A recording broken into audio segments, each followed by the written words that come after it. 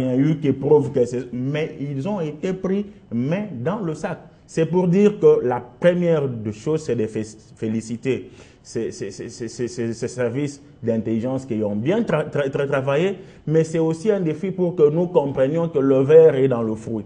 Le verre est dans le fruit, c'est d'abord la MONUSCO. Là. Mais qui est partenaire de la RDC? Non, mais ce partenariat, nous avons toujours dit, je ne sais pas si je dois le dire encore, c'est un jeu de cache-cache. Nous avons la bonne foi, mais de l'autre côté, il y a un vipère qui vous donne l'impression qu'il vient vous aider alors qu'il vient vous ruiner. Donc, c'est une façon pour nous de comprendre que nous avons un ennemi, qu'il faille partir. Je chute par là pour dire à mon ami Daniel Safou que s'il y a eu l'engouement, de l'engouement au sommet de la francophonie, c'était parce que le peuple aimait son pays. Preuve. On n'a pas vu, comme il vient de le dire, non, la population voulait voir dans Hollande quoi. Il n'y a pas eu de parti politique de l'opposition qui était là. C'était des partis politiques de la majorité. Donc, ce n'était pas Hollande que l'on venait soutenir, c'était la population, c'était le président de la République, c'était les institutions de la République. Donc, il ne faut pas faire du on va y aller comme ça vous allez comprendre. Oui, rapidement. Merci bien. Je voudrais, en ce qui concerne la MONUSCO, dire... toute mon inquiétude par rapport à ce qui s'est passé. Pourquoi? Parce qu'on ne comprend pas comment les éléments ukrainiens, les casques bleus ukrainiens de la MONUSCO peuvent avoir sur eux des uniformes de la garde républicaine. C'est quelque chose qui révolte et qui suscite des questions majeures. Et j'attribue la première responsabilité aux différents gouvernements qui se sont succédés dans notre pays. Parce qu'on ne peut pas seulement parler de ce gouvernement, la MONUSCO, déjà à partir de la MONU qui existe depuis très longtemps. Il y a eu beaucoup de naïveté dans le chef de nos différents gouvernements, beaucoup de confiance vis-à-vis de la MONUSCO, à telle enseigne que quand vous arrivez dans nos aéroports nationaux et internationaux, vous trouverez qu'il y a un aéroport propre à la MONUSCO où ces appareils sont parqués et personne n'y arrive.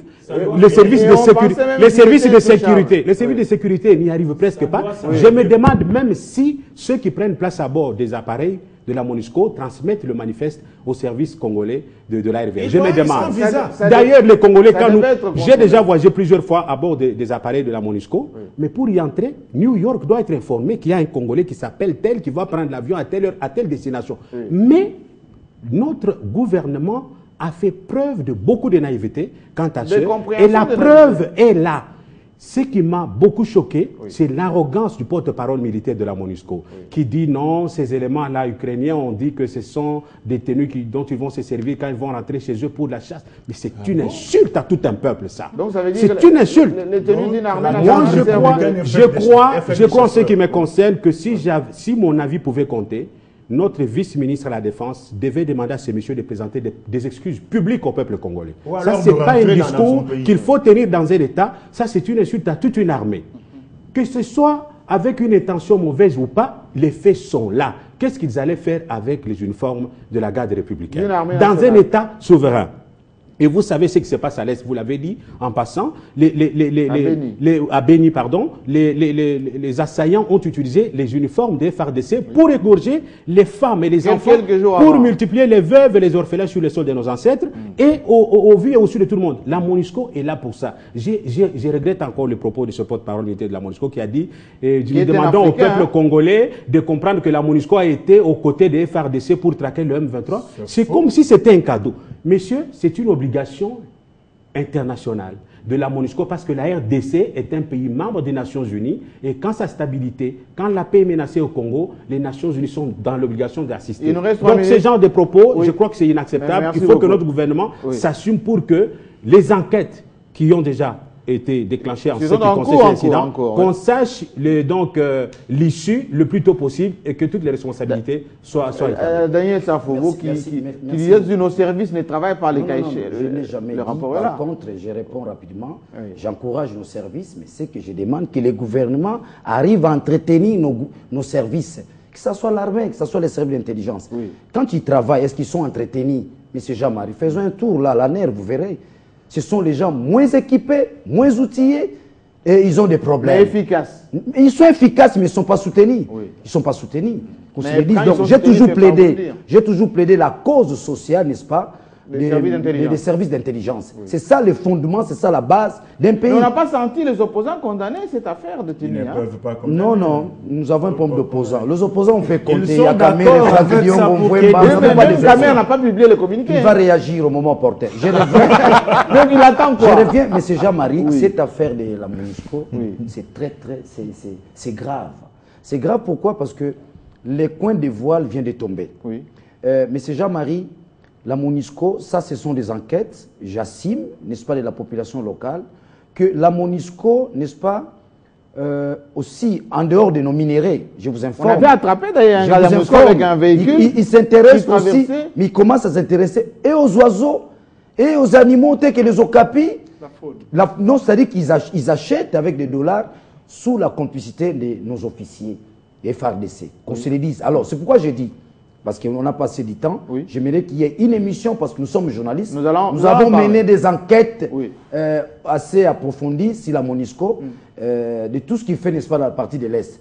J'aimerais dire ceci, aussi longtemps la MONUSCO sera là, il n'y aura jamais la paix dans la partie. Mais ils sont là pour la stabilité. Il n'y aura jamais la paix. Donc je reviens, n'est-ce pas, au propos des bienvenus, et c'est ça aussi l'échec de Kabila.